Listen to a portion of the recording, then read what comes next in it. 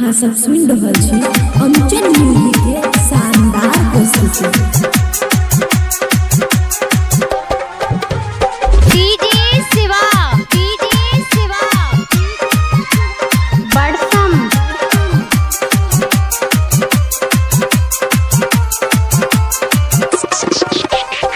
बउआ के निक से रखी है गे मौगी, बउआ के निक से रखी है गे मौगी, जाई छियो दिल्ली के ओर।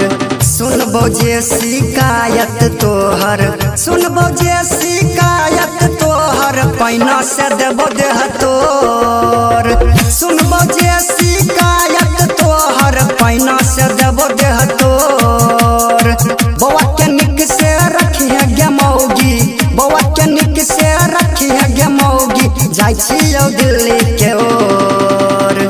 सुनबो जे शिकायत तोहर, सुनबो जे शिकायत तोहर, पैना से देबो देह तोर। सुनबो जे शिकायत तोहर, पैना से देबो देह तोर। खुशी रिकॉर्डिंग स्टूडियो बलुआहा।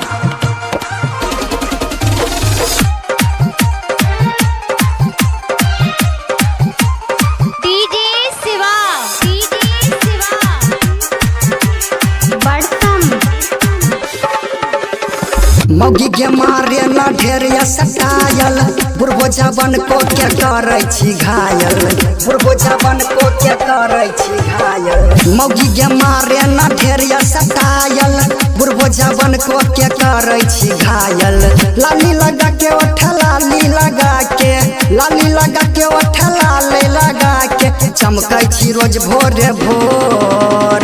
सुनबो जे शिकायत तोहर, सुनबो जे शिकायत तोहर, पैना से देबो देह तोर।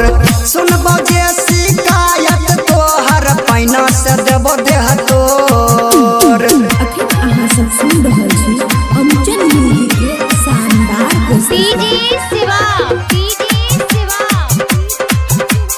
बड़सम।